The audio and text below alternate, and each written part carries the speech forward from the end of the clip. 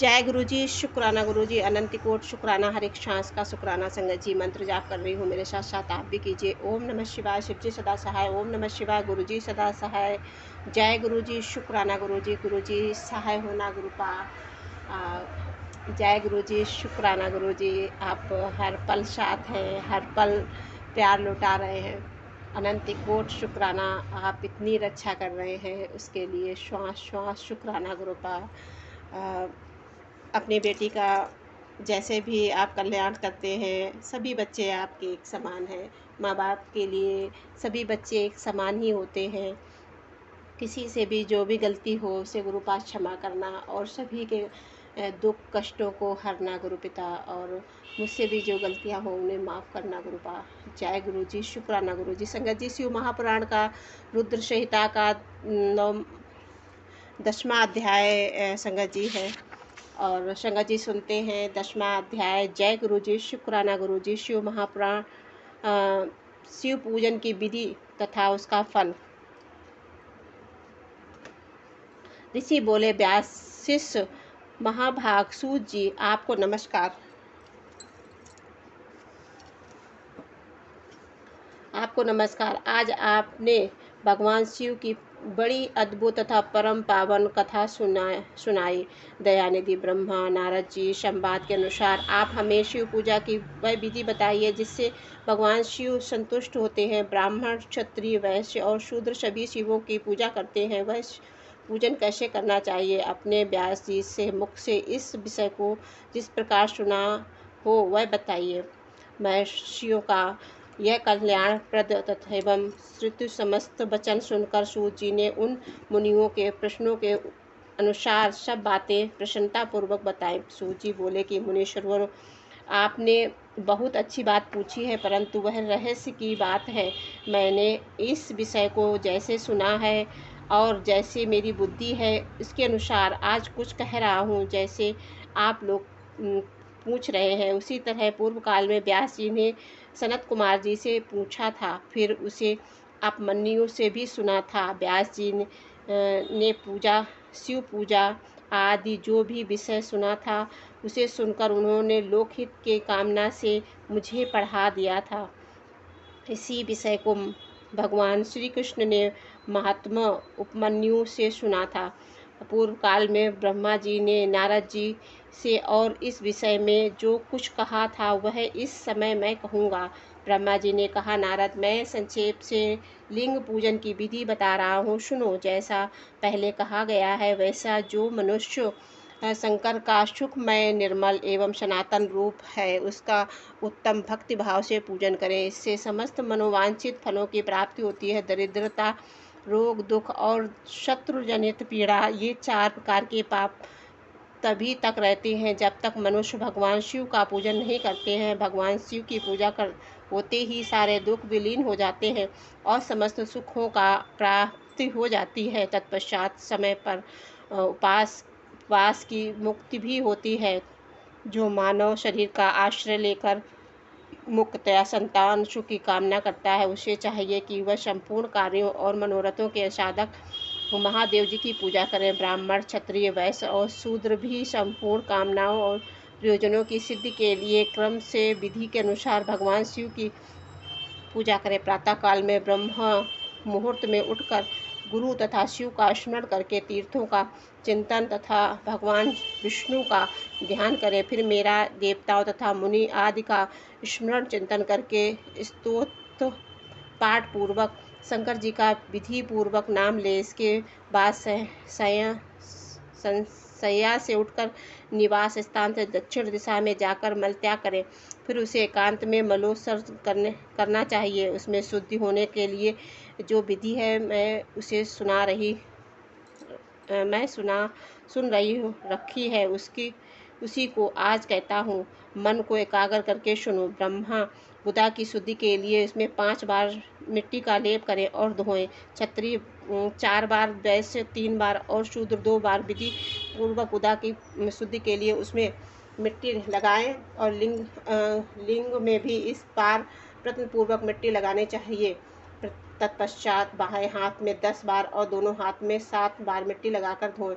तात प्रत्येक पैर में 3 बार मिट्टी लगाएं, फिर दोनों हाथों में मिट्टी लगाकर धोएं। स्त्रियों का शूद्र की भांति अच्छी तरह मिट्टी लगानी चाहिए। हाथ धोकर पूर्वतः शुद्ध मिट्टी लें और उसे लगाकर दांत साफ करें। फिर अपने वर्ण के अनुसार मनुष्य दातून करें।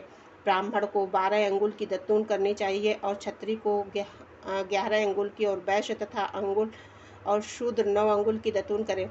यह दातून का मान बताया गया था। मनुस्मृति के अनुसार काल दोष का विचार करके ही दातून करे या त्याग दे। तात षष्ठी प्रतिपदा, अमावस्या, नवमी, व्रत का दिन, सूर्यास्त का समय, रविवार तथा श्राद्ध दिवस से दंत धावन के लिए वर्जित है। इसमें दातून नहीं करनी चाहिए। दातून के पश्चात तीर्थ, जलाशय आदि में जाकर विधि पूर्वक स्नान करना चाहिए। विशेष देश काल और आने पर मंत्रोच्चारण पूर्वक स्नान करना उचित है। स्नान के पश्चात अपने आचमन करके उस धुला हुआ वस्त्र धारण करें। फिर सुंदर एकांत स्थल में बैठकर संध्या विधि का अनुष्ठान करें। यथोचित संध्या विधि का पालन करके पूजन का आरंभ करें। मन को सुस्थिर करके पूजा गृह में प्रवेश करें। वहां पूजन सामग्री लेकर सुंदर आसन पर बैठें। अपने न्यास आदि करके क्रमशः महादेव की पूजा करें। शिव की पूजा से पहले गणेश जी की, द्वारपालों की तथा और दिक्पालों की भली भांति पूजा करके पीछे देवताओं के पीछे पीठ स्थान की कल्पना करें अथवा अष्टदल कमल बनाकर पूजा द्रव्य के समीप बैठे और उस कमल का ही भगवान शिव के समासीन करें। तत्पश्चात 3 अचन में करके पुनः दोनों हाथ धोकर 3 प्राणायाम करके मध्यम प्राणायाम अर्थात कुंभम करते समय त्रिनेत्रधारी भगवान शिव इस प्रकार ध्यान रखें। उनके 5 मुख हैं, 10 भुजाएं हैं, शुद्ध स्फटिक के समान उज्ज्वल कांति है। उस प्रकार आभूषण उनके श्री अंगों में विभूषित करते हैं। वे भ्याग चर्म की चादर ओढ़े हुए हैं। इस तरह उन करके यह भावना करके मुझे भी इनके समान ही रूप प्रदान हो जाए, ऐसी भावना करके मनुष्य सदा इस प्रकार भावना द्वारा शिव का ही शरीर धारण करके उन्हें परमेश्वर की पूजा करे। शारीरिक शुद्धि करके मूल मंत्र का क्रमशः न्यास करें अथवा मंत्र प्राणायाम से संन्यास करें। ओम अधे इत्यादि रूप से संकल्प वाक्य का प्रयोग करके फिर पूजा आरंभ करें। अर्ध और आचमन के लिए पात्रों को तैयार करके बुद्धि पुरुष विधि पूर्वक विभिन्न के 9 कलश स्थापित करें। उन्हें कुशाओं में ढक कर रखें और कुशाओं से जल लेकर उन सब का प्रक्षेपण करें। तत्पश्चात उन सभी पात्रों में शीतल जल डालें। फिर बुद्धिमान पुरुष देखभाल कर प्रणव मात्र से उनमें निम्नांकित द्रव्यों से डालें। खस और चंदन को पाद मात्र में रखें। चमेली के फूल, शीतल चीनी, कपूर, बड़ी की जड़ तथा तामल, इन सबको यथोचित रूप से कूट पीस कर चूर्ण बना ले। आदि आचमन से पात्र में डालें। इलायची आदि चंदन को भी सभी पात्रों में डालना चाहिए। देवादिदेव महादेव के पार्श्व भाग में नंदीश्वर का पूजन करें। गंध, धूप और भांति भांति के दीपों द्वारा शिव की पूजा करें। फिर लिंग शुद्धि करके मनुष्य प्रसन्नता पूर्वक मंत्र समूहों के आदि में प्रणव और अंत में नमः पद की छोड़कर उनके द्वारा इष्ट देव के लिए यथोचित आसन कल्पना करें।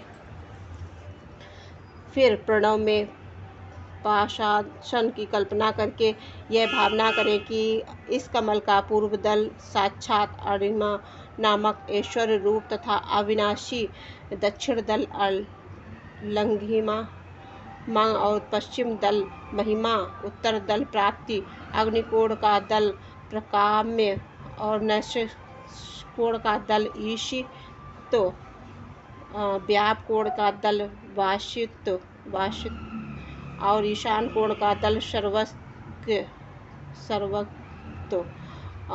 है। और सब कमल की कर्णिका को सोम कहा जाता है।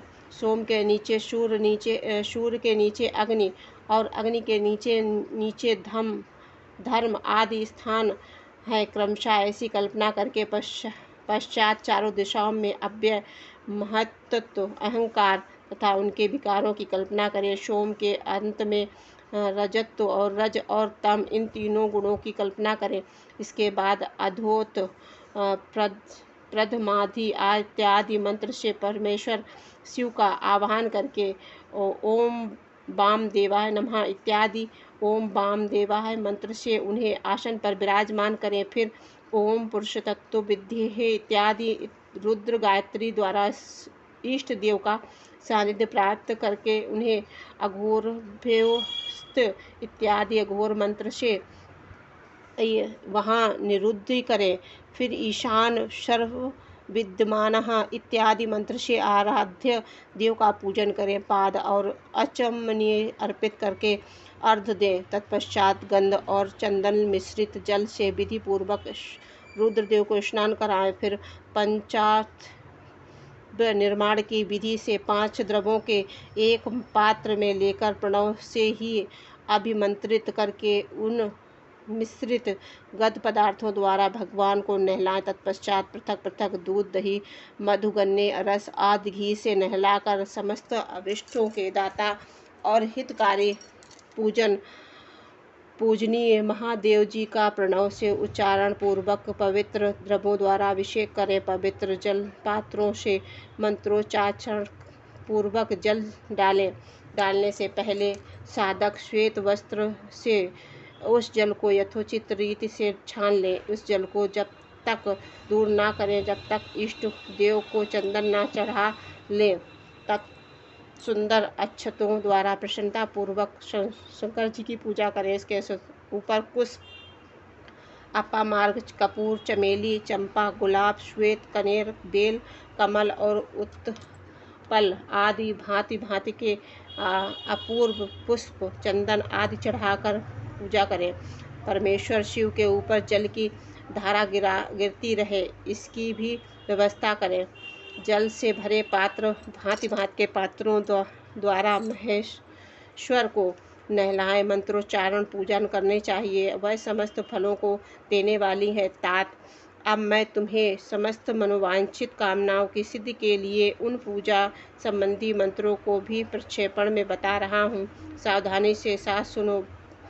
पवमान मंत्र से वाम में इत्यादि मंत्र से रुद्र और तथा नील रुद्र मंत्र से सुंदर और सुंदर शुभ पुरुष सूक्त से श्री सूक्त से सुंदर अथ वीण के मंत्र से आ और नो भद्रा इत्यादि शांति मंत्र से शांति संबंधी दूसरे मंत्रों से भारुंड मंत्र और अरुण मंत्रों से यथाविष्ट शाम और देवव्रत शाम से अभित्वा और इत्यादि रथातर शाम से पुरुष सूक्ति से मृत्युंजय मंत्र से तथा पंचाक्षर मंत्र से पूजा करें। 1 सहस्त्र अथवा 101 जलधाराएं गिराने की व्यवस्था करें।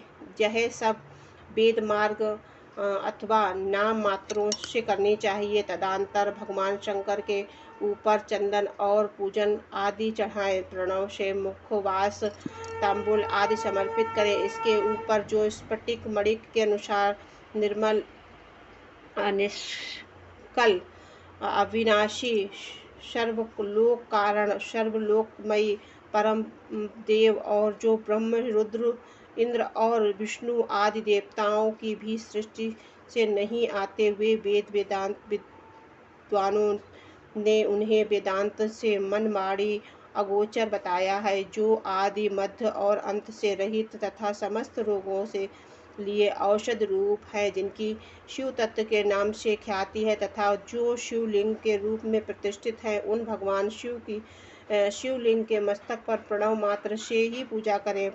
धूप दीप नैवेद्य सुंदर तांबूल एवं सौरम्य आरती द्वारा यथोचित विधि से पूजन करके स्तोत्र तथा अन्य नाना प्रकार के मंत्रों द्वारा उन्हें नमस्कार करें। फिर अर्घ देकर भगवान के चरणों में फूल बिखेरें और साष्टांग प्रणाम करके देवेश्वर शिव की आराधना करें। फिर हाथ में फूल लेकर खड़ा हो जाए और दोनों हाथ जोड़कर निम्नादि मंत्र से सर्वेश्वर शंकर की पूजा प्रार्थना करें। यज्ञानादि व ज्ञानाच पूजानिक मया कृत्य तदस्तु सफलकृप्यः तव शंकरः। कल्याणकारी शिव, मैंने अनजाने में अथवा जानबूझकर जो जप पूजा आदि सत्कर्म किए हों वे आपकी कृपा से सफल हों। इस प्रकार भगवान शिव के ऊपर प्रसन्नता पूर्वक फूल चढ़ाएं। स्वस्त्रवाचक करके नाना प्रकार की आशी प्रार्थना करें। फिर शिव के ऊपर मार्जन करना चाहिए। मार्जन के बाद नमस्कार करके अपराध के लिए क्षमा क्षमा क्षमा क्षमा क्षमा मांगे। प्रार्थना करते हुए पुनः पुनः पुनरागमन से लिए विसर्जन करना चाहिए। इसके बाद अधा से आरंभ होने वाले मंत्र का उच्चारण करके नमस्कार करें। फिर संपूर्ण भाव से विभोर हो इस प्रकार प्रार्थना करें कि प्रत्येक जन्म में मेरी शिव में भक्ति हो, शिव में भक्ति हो, शिव में भक्ति हो। शिव के सिवा दूसरा कोई मुझे शरण देने वाला नहीं है। महादेव आप ही मेरे लिए शरणादाता हैं। इस प्रकार प्रार्थना करके संपूर्ण सिद्धियों के दाता देवेश्वर शिव का परम भक्ति के द्वारा पूजन करें। विशेषण गले की आवाज़ से भगवान की संतुष्टि करें। फिर सपरिवार नमस्कार करके अनुपम प्रसन्नता का अनुभव करते हुए समस्त लोगों को कार्य सुखपूर्वक करता रहे। जो इस प्रकार शिव भक्ति परायण हो, प्रतिदिन पूजन करता है, उसे अवश्य ही पग पग पर प्रकार की सिद्धि प्राप्त होती है। वह उत्तम वक्ता होता है तथा उसे मनोवांछित फल की निश्चय ही प्राप्त होती है। रोग दुख और दूसरों की निवृत्त होने वाला उद्यत कुटिलता और तथा विषय आदि के रूप में जो कष्ट उपस्थित होता है उसे कल्याणधारी परम शिव अवश्य नष्ट कर देते हैं। उस उपासक का कल्याण होता है। भगवान शंकर की पूजा से उसमें अवश्य सद्गुणों की वृद्धि होती है। ठीक उसी तरह जैसे शुक्ल पक्ष में चंद्रमा बढ़ते हैं। मुनि